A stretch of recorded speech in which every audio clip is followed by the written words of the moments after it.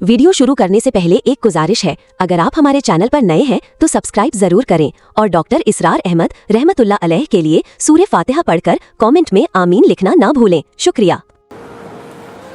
اس مہینے کی 8 تاریخ کو ایک اہم موضوع پر گفتگو شروع ہوئی تھی۔ پس منظر میں یہ تھا کہ صوفی محمد صاحب نے کہا ہے کہ جمہوریت کفر ہے۔ اس پر بڑی بحث جو ہے ہمارے ہاں اخبارات میں، ٹی وی پر، لوگوں میں آپس میں شروع ہو گئی۔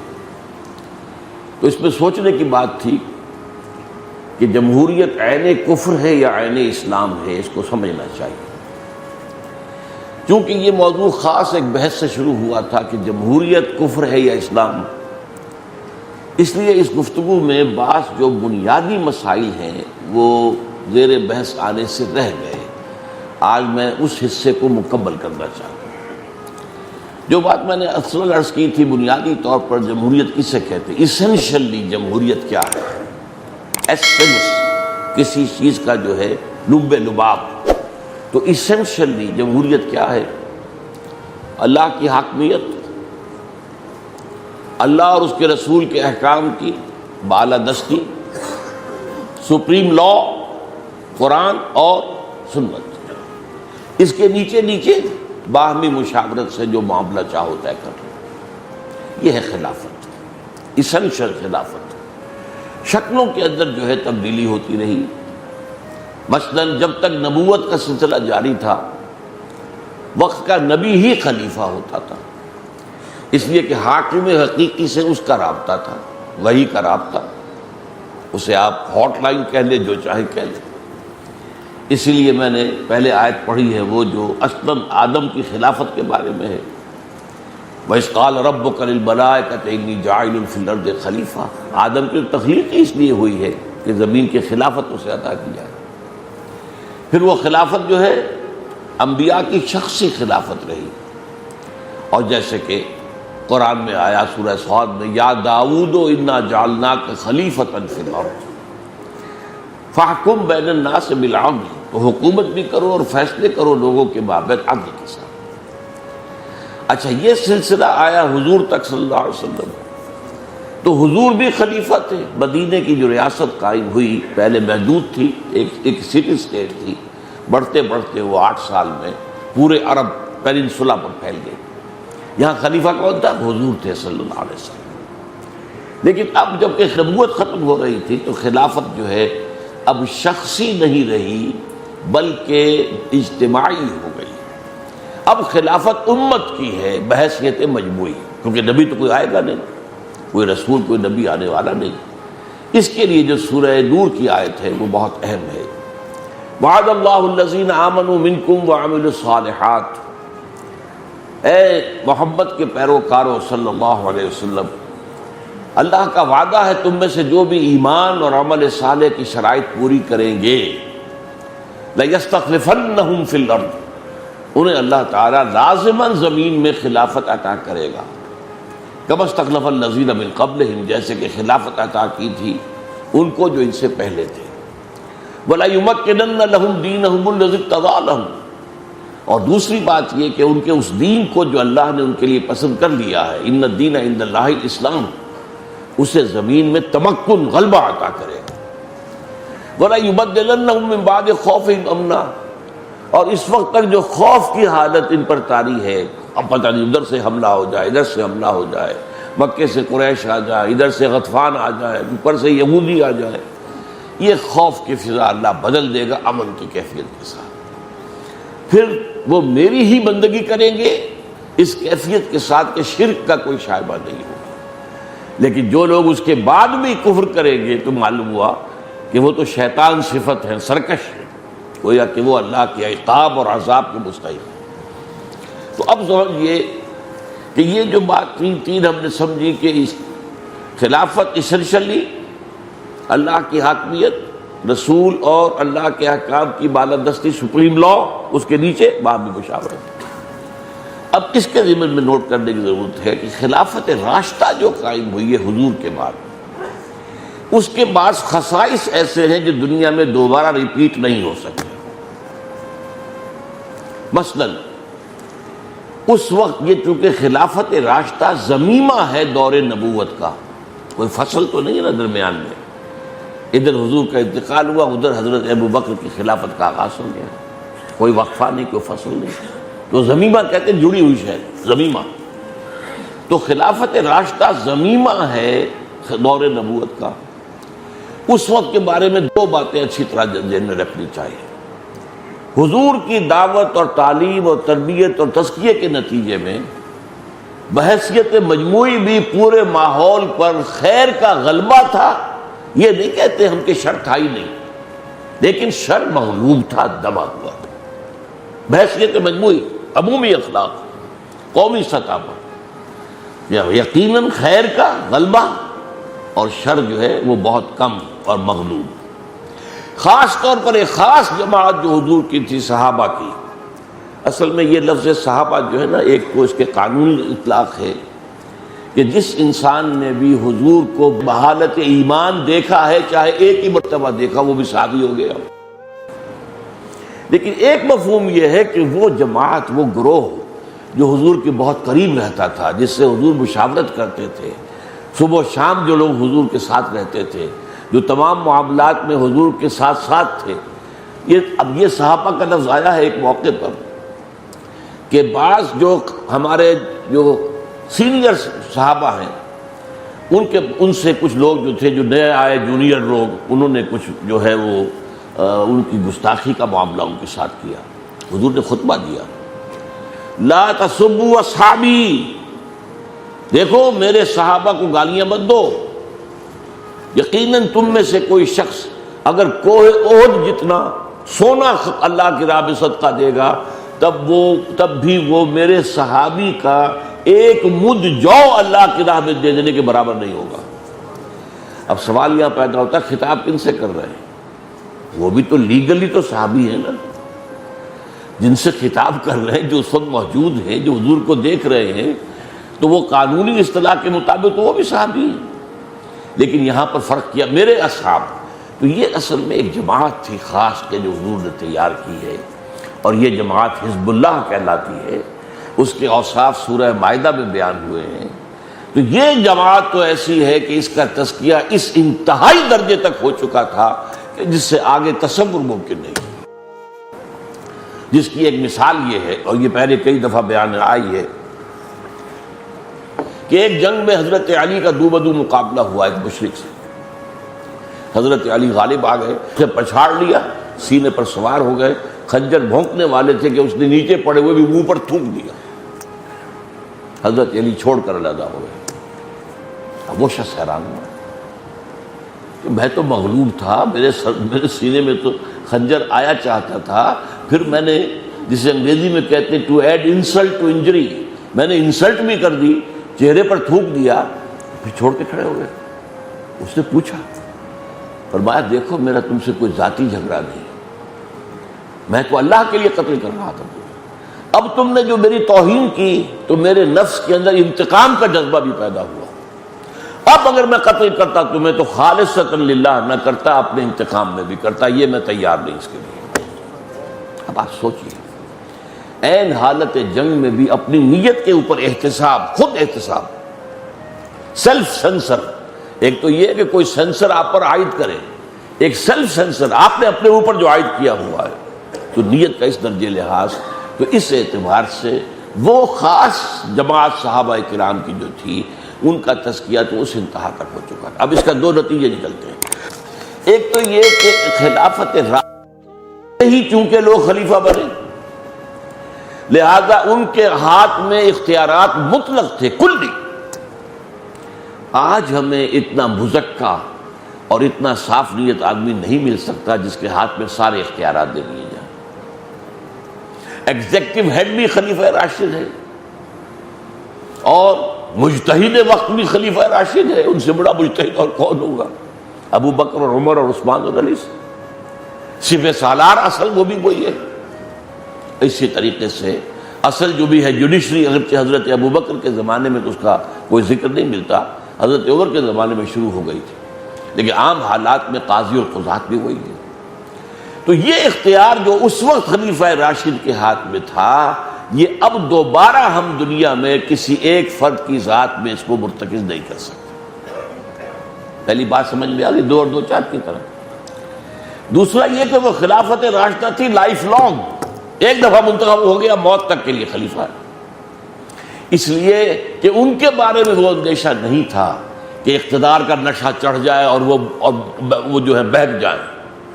وہ جو آج آپ کے ہاں جو پولیٹیکل سائنس کا ایگزیم ہے، اصول ہے، authority turns to corrupt and absolute authority corrupts absolutely۔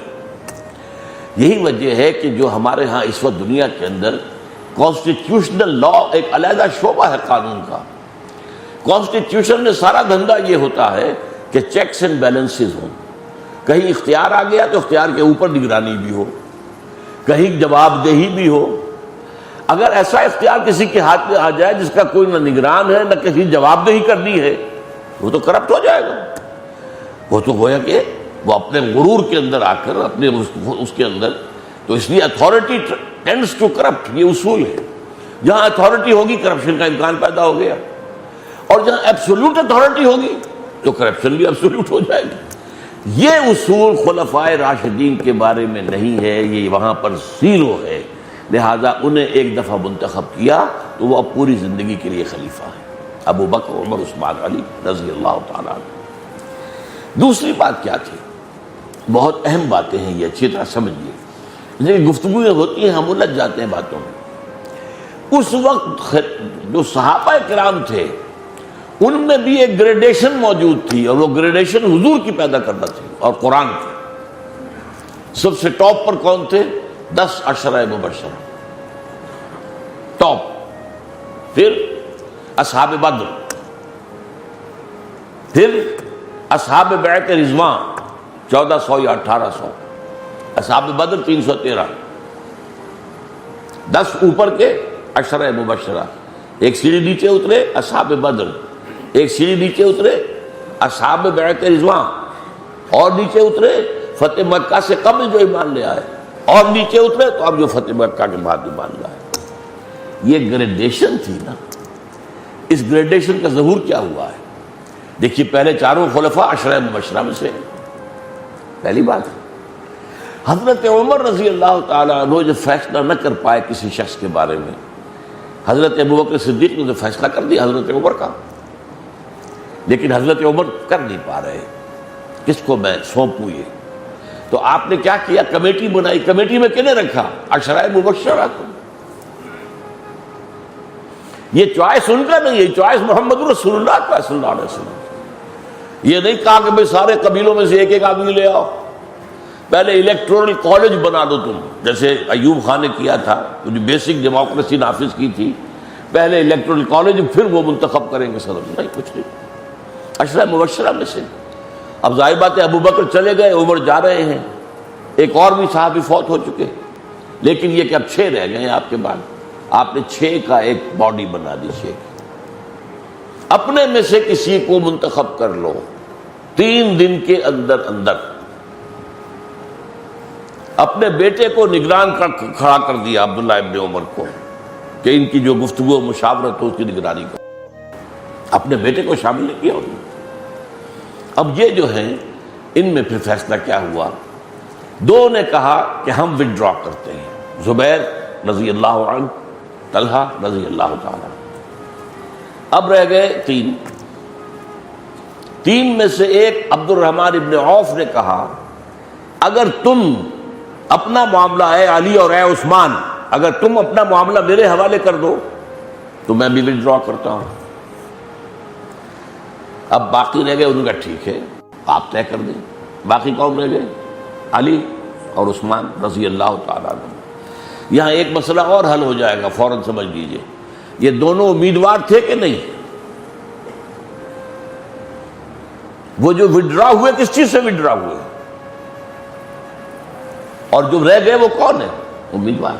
ہمارے یہاں ایک مغالطہ پیدا کر دیا گیا ایک زمانے میں خاص، امیدواری حرام ہے۔ نہیں، امیدواری حرام نہیں ہے۔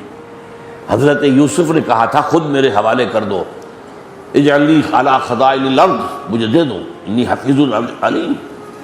تو امیدواری کسی خیر کے کام کے لیے آگے بڑھنا جو ہے یہ امیدواری نہیں کہلاتی، یہ تو ذمہ داری کا بوجھ اٹھانے کے لیے آمادگی ہے۔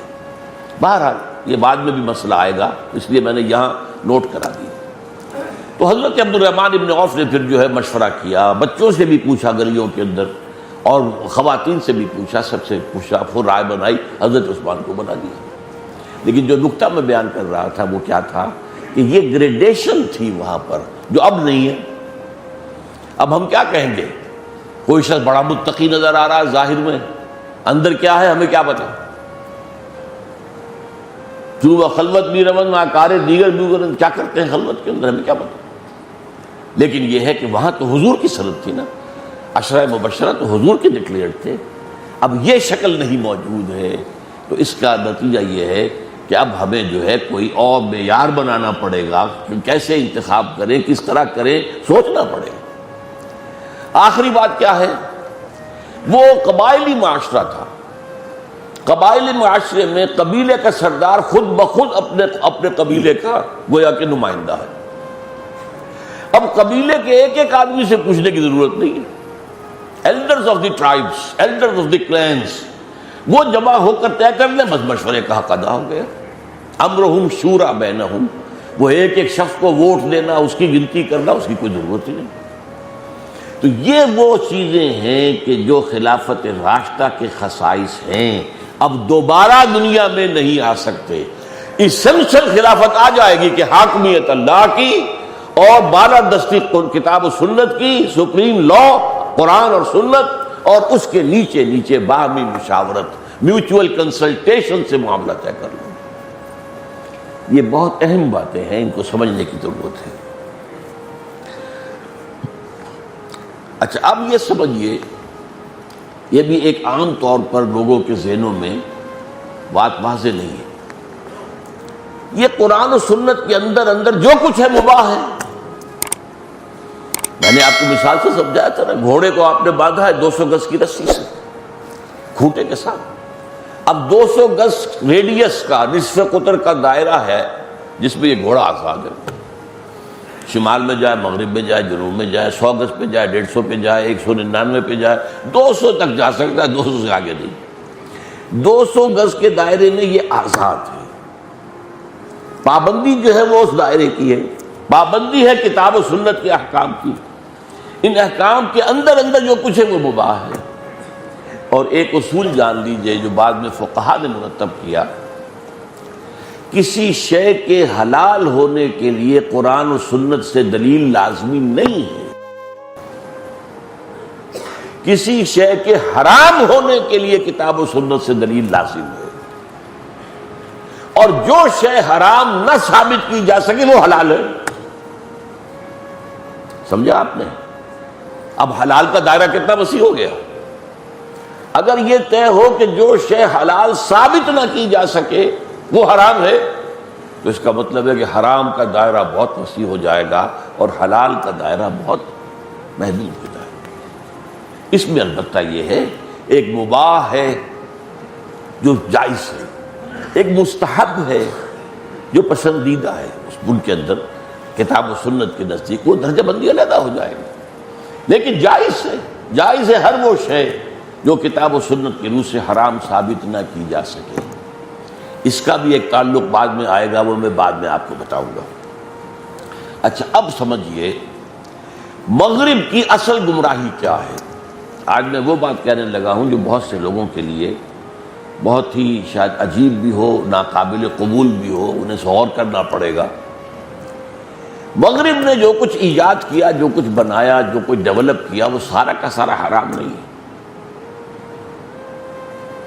یوں سمجھیے کہ باطل محض کا تو وجود ہے ہی نہیں دنیا میں، باطل بھی کسی نہ کسی حق کے حصے کو لے کر اس کے گرد اپنا تانا بانا بناتا ہے، اس لیے کہ قیام ہے ہی نہیں، باطل کو قیام ہی نہیں ہے۔ اس کو اپنے قیام کے لیے، جیسے آپ کو معلوم ہے وہ آکاش بیل کہلاتی ہے، وہ درختوں کے اوپر چڑھ، وہ خود تو نہیں چڑھ سکتی اوپر، وہ درختوں پر چڑھے گی، درخت چوس جائے گی، خود جو ہے بڑھتی جائے گی۔ یوں سمجھیے کہ باطل جو ہے وہ آکاش بیل کی طرح ہے، وہ چڑھتا ہے حق پر، حق کا اندر غلاف ہوتا ہے جس پر چڑھتا ہے، لیکن یہ کہ وہ اس حق کو چوس لیتا ہے، حق کو غیر مؤثر کر دیتا۔ اب اس کی مثال کیا ہے؟ دیکھیے سب سے پہلی بات کیا، سائنس ڈیولپ ہوئی، سائنس اور ٹیکنالوجی میں کوئی چیز حرام نہیں ہے۔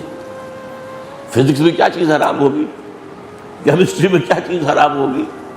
یہ تو کوئی حرام شے نہیں۔ اور سائنس اور ٹیکنالوجی سے جو اسلحہ بنا وہ بھی حرام نہیں ہے، اس کا استعمال اگر غلط ہو رہا ہے تو حرام ہو جائے گا۔ اور یہ سائنس جو ڈیولپ ہوئی ہے، علامہ اقبال نے ایک بات کہی ہے، وہ میں بعد میں آپ سے عرض کروں گا، اس سائنس کا سارا جو ہے معاملہ وہ قرآن مجید کی بنیاد پر ہے۔ قرآن نے اس پوری کائنات کے اندر اللہ کی آیات ان فی خلق السماوات والارض واختلاف اللیل والنہار والفلک التي تجری فی البحر بما ينفع الناس وما انزل اللہ من السماء من ماء فاحیا به الارض بعد موتها وبث فیہا من کل دابۃ وتصریف الرياح والسحاب المسخرۃ بین السماء والارض لآیات لقوم یعقلون۔ یہ سب نشانیاں ہیں اللہ کی، ان تمام فینومینا آف جو نیچر ہیں اللہ کی نشانیاں قرار دیا۔ اس سے یہ ہے کہ ان کو پڑھو، ان کو سمجھو، آیات آفاقیہ، آیات انفسیہ اور آیات قرآنیہ، یہ تینوں جب آپ جڑ جائیں گی تب تمہیں علم اور معرفت حاصل ہوگی۔ آیات آفاقی، آیات انفسی، وفی انفسکم افلا تبصرون، اور آیات قرآنی، تینوں کی ہم آہنگی جب ہوتی ہے تو اس سے صحیح علم وجود میں آتا ہے۔ اور اس کے لیے استقرائی جو منطق ہے جس کو کہتے ہیں، وہ یہ بھی بڑی سخت اصطلاح ہے، ایک جو استنباطی استخراجی منطق ہے، ایک چیز سے منطقی اصولوں سے اس کے بال کے کھال اتار رہے ہیں اور بال کی کھال اتار رہے ہیں۔ ایک ہے استقرائی، مشاہدے کو وسیع کرو، مشاہدہ سارا جو ہے وسیع کر کے اس سے نتیجہ اخذ کرو۔ تو سائنس نتیجہ ہے استقرائی منطق کا، انڈکٹیو لاجک، ڈیڈکٹیو کا نہیں۔ ارسطو کی منطق ڈیڈکٹیو ہے، استخراجی ہے، اور قرآن نے بتائی ہے اصل میں انڈکٹیو لاجک، جس سے سائنس بنی ہے۔ پہلی بات تو یہ سمجھ میں آ گئی، لیکن سائنس پروان کہاں چڑھی؟ ہمارے ہاں نہیں چڑھی۔ بنیادیں ہم نے دیں، بنیادیں ہم نے جو ہے جو اسپین کی یونیورسٹیوں کے ذریعے سے یورپ میں داخل کی، لیکن ڈیولپ وہاں ہوئی، ہم نے تو نہیں کی۔ یہ بجلی کس نے ڈیولپ کی؟ ہم استعمال کر رہے ہیں۔ یہ لاؤڈ اسپیکر کس نے بنایا؟ ہم استعمال کر رہے ہیں۔ یہ ٹرینیں کس نے ایجاد کی تھی؟ ہوائی جہاز کس نے ایجاد کیے تھے؟ ہم استعمال کر رہے ہیں۔ ان چیزوں میں کوئی شے حرام نہیں ہے، ہاں ان کا استعمال حرام ہو جائے گا۔ نمبر 2، جو سوشل کانسیپٹ دیے تھے اسلام نے، آزادی، مغرب نے اسے مادر پدر آزادی بنا دی، ہر شے سے آزادی، اللہ سے بھی آزادی، مذہب سے بھی آزادی، آسمانی ہدایت سے بھی آزادی، کتابوں سے بھی آزادی، آزادی آزادی آزادی۔ آزادی اسلام نے دی تھی، حریت اسلام نے دی تھی، بیسک جو ویلیو ہے وہ اسلام کی عطا کردہ ہے، لیکن یہ جو اس کو مادر پدر آزاد بنایا، یہ مغرب نے بنایا، عورت کو مرد کے بالکل برابر کر دیا۔ نتیجہ کیا ہوا؟ خاندان ختم ہو گیا۔ اب شوہر اور بیوی کے ہمارا دونوں کا اختیار برابر ہے تو چلے گا ادارہ؟ کوئی ادارہ چل سکتا ہے جس کے ہیڈ جو ہے 2 ہوں؟ آپ کو ہیڈ تو ایک رکھنا پڑے گا۔ آپ کی کوئی کمپنی ہے کاروبار کے لیے، مینیجنگ ڈائریکٹر ایک ہوگا، ڈائریکٹر آپ 100 رکھ لیں، کوئی پرواہ نہیں، مینیجنگ ڈائریکٹر تو ایک ہوگا، پریزیڈنٹ تو ایک ہی ہوگا، 2 تو نہیں ہو سکتے۔ اس اعتبار سے وہ جو بھی آزادی کا اسلام نے بیسک تھاٹ دیا، انسان کی غلامی سے نجات دی، اس کو انہوں نے آگے بڑھا کر آزادی کا نعرہ لگا کر اور اس کو مادر پدر آزاد کر دیا۔ بیسک تھیم قرآن کا دیا ہوا مساوات، لِكَيْ لَا يَكُونَ دُولَةً بَيْنَ الْأَغْنِيَاءِ مِنْكُمْ، دولت جو ہے صرف تمہارے اغنیاء کے مابین نہیں گردش میں رہنی چاہیے۔ کس نے دیا؟ اسلام نے دیا، قرآن نے دیا۔ کمیونزم نے مساوات کا نعرہ لگا کر اور وہ جو نظام تجویز کیا وہ بالکل غیر فطری نظام ہے۔ اب میں آپ کو اقبال کا جملہ سنا رہا ہوں جو ان کے خطبات ہیں، the construction of religious thought in Islam, اس کے دیباچے میں کہتے ہیں the inner core of the present Western civilization is Quranic. Inner core ایک ہے، اس کے گرد جو ہے وہ غلاف ہیں. یہ غلاف مغرب نے جو ہے غلط چڑھا دیے ہیں اس کے اوپر، ورنہ کور کیا ہے؟ سائنس کا کور قرآن، آزادی قرآن، مساوات قرآن، فریٹرنٹی قوت انسانی قرآن دے رہا. لیکن ان چیزوں کے اوپر جو غلاف چڑھائے ہیں مغرب نے، اور اس میں اصل کام کیا ہے؟ مغرب سے مراد یہاں کیا ہے؟ گمراہ کرنے والا وہاں پر یہودی، اس نے کیا گمراہ، اس نے بدلہ لیا ہے. وہ بدلہ لے رہا ہے پوری دنیا سے. سب سے پہلے اس نے عیسائیوں سے بدلہ لیا، اسے اپنے پنجوں میں جکڑ لیا عیسائیوں کو. 2.25 ارب دنیا میں ہے لیکن یہودیوں کے شکنجے میں ہے. عیسائیت، عالم عیسائیت یہودیت کے شکنجے میں، اور اب وہ بدلہ لینے پر تلا ہوا ہے عالم اسلام سے. یہ جو کچھ اس وقت دنیا میں ہو رہا ہے، ہم یہ اس کا پس منظر کیا ہے، یہ تو ہم صرف امیڈیٹ واقعات کو سمجھ رہے ہیں نا، کہ یہ بالاکنڈ میں جو ہو رہا ہے، ہم اس کا جو ہے جو امیڈیٹ پاس ہے وہ کیسے، اصل میں کیا چل رہا ہے، کھیل کیا ہے، بالائی طور پر کیا معاملہ چل رہا ہے، کیا فیکٹرز ہیں، کیا عوامل ہیں. یہ میری گفتگو کا موضوع تو یہ سن 80 سے ہے. اور لوگ جو ہے کہا کرتے تھے خام خواہ ڈاکٹر صاحب ڈراتے بہت ہیں. اب آج کل ان کو کہنا پڑ رہا ہے کہ صاحب وہی کچھ سب سامنے آ گیا ہے جو ڈاکٹر صاحب کہتے تھے.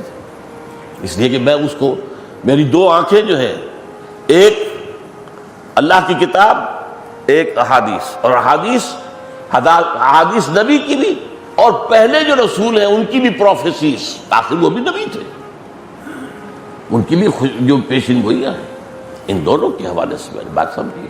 بہرحال اچھا، اس کا جو حاصل میں نکالنا چاہتا ہوں کہ اسینشل خلافت جو میں نے 3 باتیں مگائی، اس کے ساتھ اب انسٹیٹیوشنز جو ادارے بنائے ہیں مغرب نے، وہ ہمیں اختیار کرنے ہوں. این خلافت راشدہ کا ریپلکا، اس کی کاپی جو ہے، کاربن کاپی دنیا میں نہیں آ سکتی. اب جو آئے گا وہ کیا ہوگا؟ نمبر 1 دیکھیے، اس تھاٹ نے دنیا میں معین کیا ہے، ریاست اور ہے، حکومت اور ہے. اسٹیٹ پاکستان، حکومت پیپلز پارٹی کی یا کسی اور کی یا اس کی یا اس کی. ہم لائل کس کے ہیں؟ ریاست کے. حکومت کے لائل نہیں ہے. حکومت بدلنے کا ہمارا حق ہے. سمجھ رہے آپ؟ انتخابات کے ذریعے سے بدل دیں یا کسی عوامی تحریک کے ذریعے سے بدل دیں، ہمارا حق ہے. یہ پہلے تو نہیں تھا دنیا میں نا. یہ 3 پلرز، ایگزیکٹو یعنی حکومت، انتظامیہ، نمبر 2 لیجسلیٹو قانون سازی، اور نمبر 3 جوڈیشری. اب یہ جو 3 ادارے ہیں، ظاہر بات ہے اس طرح علیحدہ علیحدہ ڈیمارکیٹڈ، علیحدہ علیحدہ معین طور پر خلافت راشدہ میں موجود نہیں تھے. یہ مغرب نے ڈیولپ کیا ہے. اچھا، لیجسلیچر میں وہ معاملہ آ رہا ہے. اب بہت سے لوگ سمجھتے ہیں کہ اب قانون سازی کی کیا ضرورت ہے، قانون تو سارا موجود ہے. ارے بھائی نہیں ہے قانون سارا، نئے مسائل پیدا ہو رہے ہیں دنیا کے اندر، اس میں مزید قانون سازی کرنی پڑے گی نا. آخر اجتہاد کا دروازہ کیوں رکھا گیا دین کے اندر؟ اب وہ لیجسلیچر جو ہے گویا کہ اجتہاد جو ہوگا وہ لیجسلیچر کے ذریعے سے ہوگا. یہ بات علامہ اقبال نے کہی، لیکن سمجھی لوگوں نے غلط ہے، ان کا بیٹا بھی غلط سمجھتا ہے اس کو. اقبال نے کہا کہ اب جو ہے اجتہاد وہ بذریعہ پارلیمنٹ ہوگا. اب لوگ یہ کہتے ہیں جو سیکولر، اس کا مطلب یہ پارلیمنٹ جو طے کر دے بس وہی ٹھیک ہے. میں نے کہا قطعاً غلط. اجتہاد کے بارے میں 2 باتیں علیحدہ سمجھ لیں. ایک ہے اجتہاد کرنے والا، ایک ہے اجتہاد کو نافذ کرنے والا. 2 چیزیں علیحدہ ہیں. اجتہاد کر رہے تھے قاضی ابو یوسف، نافذ کون کر رہا تھا؟ وہ تو ہارون الرشید نافذ کر رہا تھا. قاضی ابو یوسف کے پاس تو طاقت نہیں تھی. اور تقریباً 1000 سال کے بعد عالمگیر اورنگزیب کے زمانے میں ضرورت پیش ہوئی کہ فقہ حنفی کو اپڈیٹ کیا جائے. ایک کمیٹی بنا دی گئی علماء کی، پورے تمام صوبوں میں فرمان چلا گیا، جو ٹاپ کے آپ کے ہاں فقہا ہیں ان کو نام دے دیجئے. ان سب کو جمع کر لیا پورے ہندوستان سے. انہوں نے بیٹھ کے نئے فتاوا مرتب کیے. ان کا نام کیا ہے؟ فتاوائے عالمگیری. یہ فتاوا عالمگیر کے تو نہیں تھے نا، لیکن ان فتاوا کو نافذ کیا وہ مولوی کر سکتے تھے؟ نافذ کس نے کیا؟ عالمگیر نے کیا. اسی طرح آج جو ہے اجتہاد کریں گے، علماء کریں گے. اسی میں یہ بھی آیا کوئی بریلوی عالم کر رہا ہے، کوئی دیوبندی عالم کر رہا ہے، کوئی اہل حدیث عالم کر رہا ہے، کوئی شیعہ عالم کر رہا ہے. اجتہاد ہو رہا ہے معاشرے کے اندر، اس میں لوگ جو ہے ان کی رائے بن رہی ہے. فیصلہ کہاں ہوگا؟ وہ پارلیمنٹ میں ہوگا. یہ ہے اجتہاد جو ہے بذریعہ پارلیمنٹ، اور یہ پارلیمنٹ میں اندر لیجسلیچر ہوگی. پھر کہتے ہیں کہ قانون کی ضرورت ہی نہیں. بھائی معاملات میں بہت سی چیزیں ایسی ہیں جو مباحات میں سے ہے. مثلا سب سے نمبر 1 لیجئے، ریاست یونٹری ہوگی وحدانی، یا وفاقی ہوگی فیڈرل، یا کنفیڈرل ہوگی. قرآن نے تو کسی کو بھی لازم نہیں کیا، نہ حدیث نے لازم کیا. آپ کا فیصلہ ہے، آپ کی اکثریت جو طے کرے. ہاں خلافت راشدہ وحدانی تھی، یونٹری تھی. آج بھی دنیا میں بعض ممالک ہیں، بنگلہ دیش ہے یونٹری ہے، کوئی صوبے ہے ہی نہیں وہاں، کوئی گورنر نہیں، کوئی صوبہ اسمبلیاں نہیں. ایران یونٹری ہے، وہاں کوئی صوبے کے گورنرز ہوتے ہیں، وہاں پر صوبے ہیں، گورنر ہیں. بنگلہ دیش میں تو صوبے بھی نہیں ہے، یہ تو اتنا چھوٹا ہے، وہ تو آبادی سے بھرا ہوا ہے، بس اس کے اندر جو ہے وہ تو رقبہ تو کچھ ہے ہی نہیں بیچارے میں. وہاں صوبے ہیں لیکن وہاں گورنر ہے، صرف کوئی اسمبلی نہیں. لیکن یہ کہ بہرحال اس میں شریعت کا کوئی آپ پر لزوم نہیں ہے کہ یہ کرے یا یہ کرے یا یہ کرے. پارلیمانی نظام ہو یا پریزیڈنشل نظام ہو، شریعت کے نزدیک دونوں مباح ہیں، کوئی حرام نہیں. ہاں خلافت راشدہ سے نزدیک تر یہ پریزیڈنشل نظام ہے. ایگزیکٹو اتھارٹی ایک شخص کے ہاتھ میں، جیسے آج امریکہ میں ہے. اور آپ کو معلوم ہے وہاں کانگریس کا ممبر ہونا ضروری نہیں ہے. کانگریس کا ممبر ہونا وزیر بننے کے لیے ضروری نہیں ہے، سینٹ کا ممبر ہونا ضروری نہیں ہے. ہاں آپ نے صدر کو چن لیا ہے ٹاپ کا، اب وہ دیکھے گا مالیات کا ماہر سب سے بڑا کون ہے ملک میں، اس کو لے آئے گا، چاہے وہ یونیورسٹی کا پروفیسر ہو. فورن ریلیشنز کا سب سے بڑا ماہر کون ہے، آ جاؤ بھائی. سیکریٹری کہلاتے، وزیر تو کہلاتے ہی نہیں وہاں پر. Secretary of state Hillary Clinton, secretary of defence secretary کہلاتے.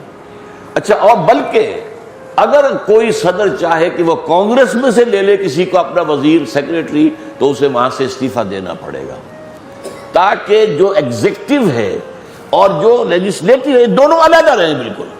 پارلیمانی نظام میں یہ گڑبڑ ہوتے ہیں، اور یہ پارلیمانی نظام بہت غیر مستحکم نظام ہوتا ہے. اسمبلی میں 300 آدمی کل ہیں، آپ کے پاس 272 ہیں، دوسروں کے پاس 228 رہ گئے، آپ کی حکومت ہو گئی. اب اگر چند آدمی ادھر چلے جائیں تو آپ کی حکومت ختم. میڈک پھدک کر ادھر گئے اور حکومت ختم. وہاں کیا ہے، کانگریس میں کسی کی اکثریت ہو، سینٹ میں کسی کی اکثریت ہو، صدر جو منتخب کر لیا گیا ہے وہ 4 سال رہے گا، کنٹینیوٹی. یہاں کیا ہوتا ہے، پارلیمنٹ پھدک نہ جائے لوگ تو ان کو رشوتیں دیتے ہیں، ان کے سارے غلط مطالبے بھی پورے کرتے ہیں، کیونکہ انہیں پر تو دار و مدار ہے. اگر چند آدمی کٹ گئے تو حکومت ختم. لہذا سارا معاملہ جو ہے وہ انہیں مینڈکوں کو سنبھالنے پر ساری توجہ رہتی ہے، وہ باقی گڈ گورننس کہاں سے آ جائے گی. پارلیمانی نظام انتہائی نامعقول نظام ہے، نامعقول. یہ 2 سینٹرز آف پاور بنانا چاہتے ہیں، صدر اور وزیر اعظم. اب ان میں کیا توازن ہوگا؟ یا تو صدر جو ہے چودھری فضل الہی بن کر رہ جائے گا، کوئی حیثیت ہی نہیں اس کی، اور پرائم منسٹر جو ہے وہی سب کچھ ہوگا جو کہ ذوالفقار علی بھٹو تھا. یا صدر جو ہے وہ ضیاء الحق ہوگا اور پرائم منسٹر بیچارہ جنیجو ہوگا، جب چاہو کان پھاڑ کے نکال دو. یہی ہوگا نا. یہ اصل میں برطانوی نظام کی وجہ سے، جہاں بھی برطانوی حکومت رہی ہے وہاں یہ پارلیمانی نظام ہے. اس لیے کہ ان کے ہاں کیا ہے، اپنے بادشاہ اور اپنی ملکہ کو تو لازماً کندھے پہ اٹھائے رکھنا ہے. صدر تو وہ رہے گے، ہیڈ آف دی اسٹیٹ ملکہ، head of the government prime minister. یہ دوئی جو ہے، یہی در حقیقت جو ہے یہ سنویت، یہ جو ہے عدم استحکام کا سبب بنتی ہے. طے نہیں ہوتا. اب 17ویں ترمیم ہے، جب چاہے صدر جو ہے وہ پارلیمنٹ کو بھی ختم کر دے، وزیر اعظم کو بھی کہا جاؤ چھٹی کرو. یہ اس کو چھوڑنے کے لیے تیاری نہیں، حالانکہ اس سے پہلے طے ہو چکا کہ اس ترمیم کو ختم کر دیں گے. جو بے نظیر کے درمیان اور جو نواز شریف کے درمیان معاہدے ہوئے، لیکن یہ کہ وہ زرداری کے ہاتھ میں طاقت ہے، طاقت والا کہاں چھوڑتا ہے طاقت. اچھا، اسی طریقے سے ایک خیال یہ ہے کہ اسلامی ریاست میں 2 پارٹیاں 3 پارٹیاں نہیں ہو سکتی، یہ بھی غلط ہے۔ کمیونزم کی ناکامی کا سب سے بڑا سبب یہ 1 پارٹی گورنمنٹ۔ اب ہے کہ پارٹی، اس کے ممبر اگر آپ ہیں تو آپ کا ووٹ ہے، اگر اس کے ممبر نہیں تو آپ کا ووٹ نہیں ہے۔ اس حوالے سے وہاں کا نظام جو ہے غیر فطری تھا۔ ہاں یہ ضرور ہے کہ ہر پارٹی اپنا مینیفیسٹو جو ہے اس میں خلاف اسلام کوئی شے نہیں لا سکتی۔ جب یہاں قانون سازی خلاف اسلام نہیں ہو سکتی تو آپ اپنے مینیفیسٹو میں بھی نہیں لکھ سکتے۔ مجھے حق ہوگا میں کہوں گا فلاں پارٹی جو ہے اس نے جو مینیفیسٹو دیا اس میں سے فلاں شک جو ہے کتاب و سنت کے منافی ہے، I shall prove it in the supreme court, اور اس کے بعد یہ کہ اس کو ختم کرنا پڑے گا۔ تو مینیفیسٹوز پر کنٹرول ہوگا کہ وہ کتاب و سنت سے باہر نہ جائے۔ باقی مباحات کے اندر بہت سی باتیں ہو سکتی ہیں۔ اب مثلاً یہ کہ صوبے اگر آپ وفاقی حکومت بناتے ہیں تو صوبوں کے اختیارات کتنے ہونے چاہیے، مرکز کے کتنے ہونے چاہیے، لکھائی لکھے ہوئے تو نہیں ہے نا کتاب و سنت میں۔ جو آپ کا بجٹ ہے اس کا ایلوکیشن سب سے بڑا مسئلہ بجٹ کا ہوتا ہے۔ تعلیم پر کتنا خرچ کریں گے، صحت پر کتنا خرچ کریں گے، انتظامیہ اسٹیبلشمنٹ پر کتنا خرچ کریں گے، یہ کون فیصلہ کرے گا؟ یہ پارلیمنٹ فیصلہ کرے گی۔ اس اعتبار سے یہ چیزیں مباحات کے درجے میں ہیں اور یہ پارلیمنٹ کے فیصلہ کرنے کی چیز ہے۔ یہ نہیں سمجھنا چاہیے کہ اب کسی لیجسلیشن کی کسی پارلیمنٹ کی ضرورت ہی نہیں، حجی صاحب وہ فقہ حنفی موجود ہے بس نافذ کر دو اللہ۔ یہ باتیں بڑی سادگی کی، ناسمجھی کی ہیں۔ یہ ایسے ہی لوگ جیسے مثلا صوفی محمد صاحب نے، میں نے کہا تھا آپ سے کہ ان کا کوئی ذہنی سطح اونچی نہیں ہے، خلوص و اخلاص کا مجسمہ ہے ایک شخص، وہ انتہائی، اسی لیے اس کا بہت اثر ہے سوات کے علاقے میں، بہت اثر ہے۔ اچھا انتخابات، اب بعض لوگ کہتے ہیں جو میں پہلے ثابت کر چکا ہوں امیدواری حرام نہیں ہے۔ اب انتخابات میں سوال پیدا ہوتا ہے ووٹ کون دے گا؟ صرف متقی لوگ ووٹ دیں گے تو کون طے کرے گا کہ آپ متقی ہیں یا نہیں ہیں؟ آپ کی داڑیاں ناپی جائیں گی یا آپ کی مسجد کے اندر جو ہے وہ حاضری کا ریکارڈ دیکھا جائے گا، ہر جماعت میں حاضری رکھ لی جائے؟ کیا کہ ناممکن آدمی سے ووٹ ہر مسلمان کو دینے کا حق ہے، چاہے متقی ہو چاہے فاجر ہو۔ اس لیے کہ امام ابو حنیفہ رحمۃ اللہ علیہ کا یہ موقف ہے، المسلم کفو لکل مسلم، مسلمان سب آپس میں برابر ہیں، کانسٹیٹیوشنلی لیگلی تمام مسلمان برابر ہیں۔ جس کی مثال میں آپ کو دیا کرتا ہوں، آپ کو یاد آ جائے گی کہ اگر ایک باپ کے 2 بیٹے، ایک متقی ہے تہجد گزار ہے، ایک فاسق و فاجر ہے، وراثت میں کیا متقی کو زیادہ ملے گا اور فاسق و فاجر کو کم ملے گا؟ برابر ہے کہ نہیں؟ لیگلی برابر، کانسٹیٹیوشنلی برابر، سب کو ووٹ دینے کا حق ہوگا۔ ہاں یہ طے ہم کریں گے کہ 18 سال کا دے یا 24 سال کا ووٹ دے یا 25 سال کا ووٹ دے، یہ طے کریں گے، یہ نظام دیکھیں گے۔ جہاں جب آ کر انسان کے اندر کچھ سوچ میں ٹھہراؤ پیدا ہو جاتا ہے، ایک ہوتا ہے والیٹائل ایج، مشتعل مزاجی اور جذبات کا دور، اس میں نہیں ہونا چاہیے۔ ان کے ہاتھ میں اتنی بڑی شے کہ حکومت کے نظام کے لیے وہ فیصلہ کریں، دیکھنا چاہیے۔ یہ والدہ بات ہے، یہ ان کا دیا ہوا معاملہ جو ہے وہ ہمارے لیے لازم نہیں ہے، وہ ہم خود طے کریں گے۔ اور جو امیدوار ہوگا اس کی تھورو سکریننگ ہوگی۔ تمہاری دولت آئی کہاں سے، حساب دو پہلے۔ تمہارے پڑوسی تمہارے بارے میں کیا کہتے ہیں، یہ کہتے ہیں، یہ کہتے ہیں، یہ کہتے ہیں، جواب نہیں کرو پہلے۔ سکریننگ ہوگی، آئے تو ہو تم۔ ہمارے ہاں تو یہ معاملہ اس حد تک ہے کہ کوئی شخص عدالت میں گواہی نہیں دے سکتا جب تک کہ اس کی سکریننگ نہ ہو۔ تم ہو کون، کہاں سے آئے؟ ہماری عدالتوں میں تو لوگ لیے پھرتے ہیں، وہ قرآن بھی بغل میں دبائے ہوتے، جہاں چاہو ہم سے آپ اتنے پیسے دے دو گواہی دلوا لو۔ یہ نہیں ہے، اسے تزکیۃ الشہود کہتے ہیں ہماری فقہ میں۔ شہود، شاہد، گواہ، اس کی جمع ہے۔ اور تزکیہ ان کا پہلے ہوگا، سکریننگ ہوگی، اور اگر یہ قابل اعتماد نہیں تو جاؤ دفع ہو جاؤ۔ اور جس کی ایک دفعہ جھوٹی گواہی ثابت ہو گئی، اب ساری عمر اس کی گواہی قبول نہیں کی جائے گی۔ یہ نظام عدالت ہے ہمارا۔ تو جو شخص امیدوار بن کر آئے وہ پوری سکریننگ کے بعد آئے۔ میں نے اجتہاد کے بارے میں بھی آپ کے سامنے عرض کر دیا کہ علامہ اقبال کے ایک بات کو غلط سمجھا گیا۔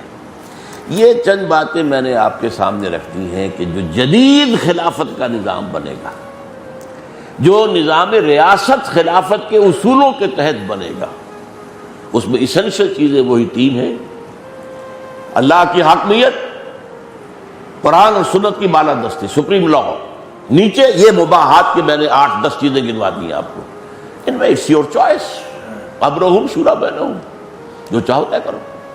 یہ سب مباحات میں سے ہیں، ان میں سے کسی کے لیے دلیل لانے کی ضرورت نہیں ہے. مباح جو ہے، جو شے حرام نہ ہو وہ مباح ہے. اللہ اللہ کا چلو. ان مباحات کے درمیان فیصلہ کاؤنٹنگ آف ووٹ سے ہو جائے تو وہ حرج نہیں ہے.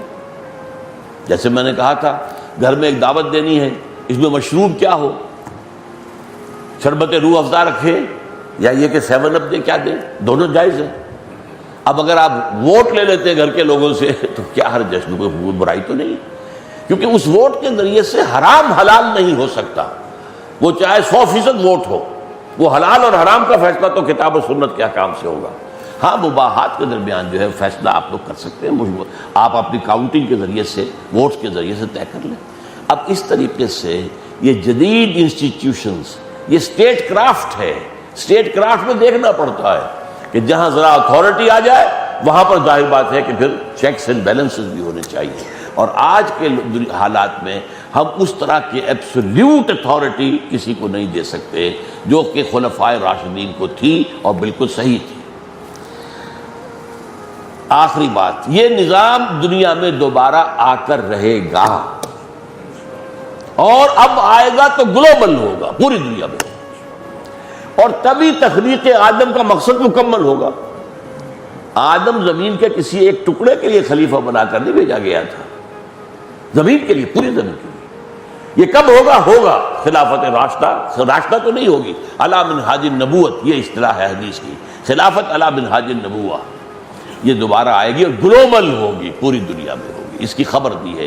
اب یہاں بھی بعض بیچارے ہمارے جو بہت ہی متقی لوگ بھی ہیں اور بہت سادہ لوگ، ساری دنیا میں آنی چاہیے ایک دم. بھائی ساری دنیا میں ایک دم آ سکتی تو حضور کے دستے مبارک سے آ جاتی، اور کون ہے جو آگے بڑھ جائے گا حضور سے؟ یہ خواہش تو ہو سکتی ہے، ہر مسلمان کے دل کی تمنا ہو سکتی ہے، لیکن ہو نہیں سکتا. یہ ہوگا وہی جو تدریجاً وہاں ہوا تھا حضور کے زمانے میں. حضور کے دستے مبارک سے صرف عربین پیننسولا، جزیرہ نمائے عرب میں خلافت قائم ہوئی ہے. بعد میں وہ ایکسٹینڈ ہوئی، مغرب میں بڑھتے بڑھتے شام سے گزر کر مصر، اور مصر سے گزر کر اٹلانٹک تک چلی گئی، بحر اوقیانوس. مشرق میں عراق سے گزر کر ایران، ایران کے بعد خراسان، کہاں تک؟ دریائے جیہوں تک. یہ بعد میں آئی ہے نا، حضور کے زمانے میں تو نہیں آئی. اب بھی کسی ایک ملک میں آئے گی. اب وہ معاملہ جو ہے وہ پھر بہت تلخ باب کھل جائے گا. اس کے لیے پاکستان بنایا گیا تھا، جس کو ہم نے بٹرے کیا ہے، جس میں ہم نے اللہ سے وعدہ خلافی کی ہے. اصولاً تو خلافت قائم ہو گئی تھی، جب قرارداد مقاصد میں اللہ کی حاکمیت آ گئی اور قرآن و سنت کی بالادستی آ گئی تو خلافت تو آ گئی. آگے بات جو ہے اصولوں پر اور اسلام کے تفصیلی نظام کو، شریعت کو نافذ کرنے کی طرف قدم نہیں اٹھا. یہ ہے جس کی وجہ سے آج ہم مصائب سے دوچار ہیں. یہ اللہ کا عذاب ہے. پہلا کوڑا 1971 میں پڑا تھا، پتہ نہیں کیا ہوگا، اللہ جانتا. ایوری تھنگ از میلٹنگ پاٹ. اس وقت تو سارے معاملہ جو ہے معلوم ایسا ہوتا ہے کہ کسی جو ہے ہنڈیا کے اندر موم پڑا ہوا ہے اور وہ اس کو آپ گرم کر رہے ہیں. کیا ہوگا، کدھر ہوگا، کیا پتا، کچھ پتہ نہیں. لیکن اللہ سے بس خیر مانگی جائے، اللہ ہمیں مزید مہلت دے دے. ہم اس ملک میں اسلامی نظام ریاست اور اسلام کی نظام خلافت قائم کرنے کی کوشش کریں. آپ میں سے جو بھی اس کے لیے کمر کس لے گا وہ، اور اس کے لیے اس پر پورا اترے گا، وہ اللہ کے ہاں کامیاب ہو جائے گا، یہاں ہو نہ ہو. اصل کامیابی تو ذالک هو الفوز العظیم، اصل کامیابی تو وہ ہے. بہرحال یہ چیز ہے جو میں نے خلافت کے بارے میں عرض کی. اقول قولی ھذا واستغفر اللہ لی ولکم ولسائر المسلمین والمسلمات. اگر آپ کو ہماری ویڈیو اچھی لگی ہو تو ہمارے چینل کو سبسکرائب ضرور کریں. ڈاکٹر اسرار احمد رحمۃ اللہ علیہ کی وفات کے لیے سورہ فاتحہ پڑھ کر کامنٹ میں آمین لکھیں. شکریہ.